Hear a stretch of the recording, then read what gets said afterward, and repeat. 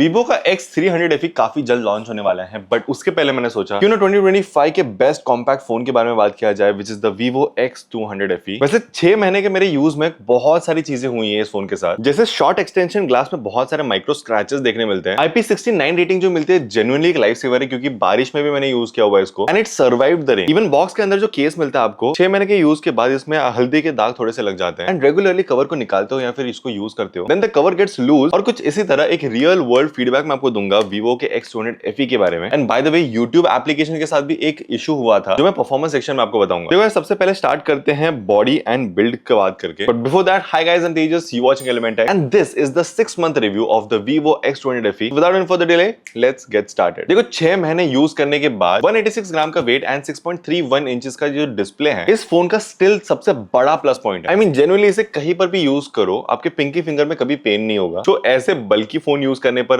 हमेशा होता है। Vivo ने जो इसमें शॉर्ट एक्सटेंशन ग्लास लगाया हुआ है, that is very study in terms of drop. अगर गिर जाता है कभी कभार तो तकलीफ नहीं है, बट उसमें स्क्रैचेस बहुत जल्दी आ जाते हैं। और अगर आप उन लोगों में से हो जो बिना कवर के फोन यूज करता है, तो बैक ग्लास जो है वो थोड़ा सा शाइनी सरफेस आपको दिखाने लग जाएगा अगर आपके फिंगर्स कंटिन्यूअसली यहाँ पर रब करते हैं। तो बेसिकली जो मेट टेक्सचर है ग्लास का वो निकलने लग जाता है। वैसे इस वीडियो को मैंने सेक्शंस के अंदर डिवाइड किया हुआ है, जहां पर आगे हम लोग बात करने वाले हैं परफॉर्मेंस, कैमरा एंड डिस्प्ले के बारे में। उसी के साथ मैं अपना बैटरी का एनालिसिस बताऊंगा और कुछ हिडन डेटा है फोन के बारे में, उसके बारे में भी बात करेंगे इन फ्यूचर सेक्शंस। अब हमारा कंप्लीट फोकस लाते हैं इसके परफॉर्मेंस पे, एंड 6 महीने में इस फोन ने एग्जैक्टली क्या आउटपुट निकाल के दिया है मुझे। देखो यार, Dimensity 9300 प्लस प्रोसेसर जो है ना वो एक्चुअली फास्ट है। डेली ऐप जैसे कि इंस्टाग्राम, यूट्यूब, नेटफ्लिक्स, ये चलाने में कोई भी दिक्कत नहीं आती एंड एक बार भी लैग ऐसा फीलिंग नहीं हुआ है। बट अगर हम लोग गेमिंग एंड वीडियो रिकॉर्डिंग की बात करेंगे तो काफी टाइम्स ऐसा हुआ है कि फोन लैग करने लगा है, और हीट सिंक के लिए ज्यादा जगह ना होने की वजह से हेवी यूजेज में फोन जो है वो जल्दी से गर्म हो जाता है। ऑल्सो Vivo ने इसमें UFS 3.1 दिया हुआ था, जो 2025 के स्टैंडर्ड के हिसाब से काफी अच्छा था। बट इवन 6 महीने लेटर आपको मेमोरी मैनेजमेंट में कोई इशू नहीं आती है, एंड रैम जो है वो भी फास्ट वर्क करता है। आप मल्टीपल ऐप स्विचेस कर सकते हो, एंड इवन काफी सारे एप्लीकेशंस बैकग्राउंड में रन करते रहते हैं। वैसे जब ये फोन लॉन्च हुआ था, FunTouch OS 15 चल रहा था, तो टेक्निकली इस फोन ने एक मेजर अपग्रेड झेला हुआ है,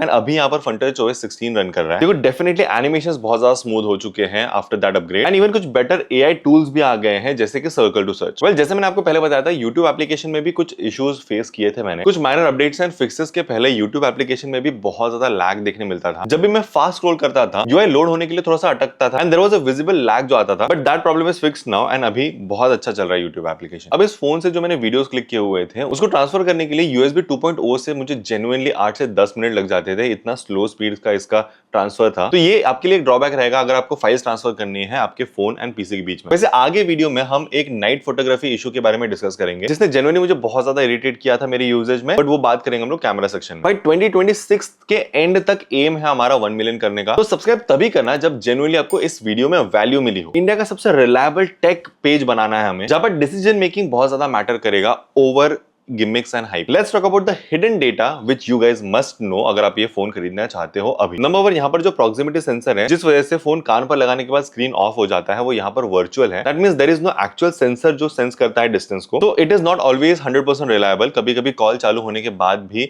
स्क्रीन जो है वो ऑन रह जाती है। इवन व्हाट्सएप के वॉइस नोट सुनते टाइम अगर आप फोन को कान के पास लेके जाओ, तभी भी जो स्क्रीन है वो ऑन रहता है। तो इस चीज का ध्यान जरूर रखना। नाउ टॉकिंग अबाउट वाइब्रेशंस, इसका जो स्नैपी एंड एकदम क्रिस्प वाइब्रेशन है वो बहुत अच्छा लगता है। बट दिसंबर 2025 के पैच में एक ऐसा बग मिला था जिसकी वजह से बहुत यूजर्स के लिए वाइब्रेशन जो है वो मिट गया था। टाइपिंग करने पर वाइब्रेशन से नहीं हो पाते थे, एंड उसको फिक्स करने के लिए आपको रीसेट ऑल सेटिंग्स करना पड़ता था, तब जाके रीसेट करने के बाद जो वाइब्रेशन है वो फिक्स होता था, and it is now working properly. वैसे नेटवर्क वाइज यहाँ पर वाईफाई 7 का कैपेबिलिटी दिया हुआ है, but still even though the network is solid and काफी अच्छा सिग्नल एंड रेंज पकड़ता है इवन इन एलिवेटर। यहाँ पर इंडियन वेरिएंट में आपको ई सिम का सपोर्ट नहीं मिलता है इस फोन में, तो जो लोग इंटरनेशनली ज्यादा ट्रैवल करते हैं, if you are purchasing this phone, तो आपको ये इशू फेस करने को मिल सकता है of eSIM. Now talking about the fingerprint sensor, यहाँ पर आपको अल्ट्रासोनिक फिंगरप्रिंट सेंसर नहीं मिलता है। This is just an optical sensor, जिसकी एक्यूरेसी अच्छी है, अनलॉक काफी अच्छे से हो जाता है, एंड हैप्टिक फीडबैक भी अच्छे से आता है, बट अल्ट्रासोनिक फिंगरप्रिंट स्कैनर से सिग्निफिकेंटली स्लो है। जो ultrasonic fingerprint scanner X300 series में आने का बहुत ज्यादा चांस है इन द FE वेरिएंट। चलो अभी हम लोग बात करते हैं कैमरा के बारे में। अब 6 महीने के बाद इसका जो IMX 921 सेंसर है 50 मेगापिक्सल का, ये 3x टेलीफोटो कैपेबिलिटी प्रोवाइड करता है, and genuinely it clicks one of the best photos out there. इसमें जायस का कोलैबोरेशन आपको मिल जाता है, तो जायस मोड्स भी मिलते हैं एंड जेन्युइनली ये फोन आपको एक सेंटर ऑफ अट्रैक्शन बना देगा जिसमें आपको ही फोटोज क्लिक करने पड़ेंगे। मेरा पर्सनल फेवरेट इसका 85mm वाला जो बोके मोड है, पोर्ट्रेट मोड, उसमें जो बोके आता है, जो बैकग्राउंड ब्लर मिलता है एंड जो पोर्ट्रेट्स निकल के आते हैं, that genuinely gives a different vibe to photos. But यहाँ पर जो 8 मेगापिक्सल का अल्ट्रा वाइड दिया हुआ है वो थोड़ा सा मुझे लगता है एक ड्रॉबैक है फोन का, क्योंकि बाकी कैमरास जेन्युइनली काफी अच्छा आउटपुट प्रोड्यूस करके देते हैं। तो टेक्निकली यहाँ पर वो कमी फील हुई कि अल्ट्रा वाइड कैमरा है वो भी 50 मेगापिक्सल का होना चाहिए था। It is genuinely bad at night, बहुत ज्यादा नॉइज एंड एकदम ब्लरी फोटोज आते हैं। अभी बैटरी एंड चार्जिंग एनालिसिस मैंने काफी किया हुआ है इस फोन का ओवर द पास्ट 6 मंथ। अब इतने छोटे कॉम्पैक्ट फॉर्म फैक्टर में 6500 mAh की बैटरी फिट की हुई है, that is actually an engineering Marvel. But उसके साथ में आपको 90 वॉट का फास्ट चार्जिंग में मिल जाता है एंड अगर मैं चार्जिंग स्पीड्स की बात करूं तो आसानी से फोन 1 से 1.5 घंटे में फुल चार्ज हो जाता है एंड उसी के साथ में ऑलमोस्ट 8 से 9 घंटे का स्क्रीन ऑन टाइम मिल जाता था। एंड अगर बहुत ही नॉर्मल यूज रहेगा ना फोन का तो ये फोन आसानी से 1.5 दिन तक चल जाएगा। 6 महीने के बाद आप ऑलमोस्ट 95 से 98% का बैटरी हेल्थ तक ड्रॉप देख सकते हो, 3-4% बैटरी हेल्थ गिर जाएगा। पर अगर आप हेवी गेमिंग करते हो तो आपका बैटरी परसेंट है वो ऑलमोस्ट 92 से 95 के बीच में आ जाएगा। तो अब सबसे बड़ा सवाल आता है कि क्या आपको X300 FE के लिए वेट करना चाहिए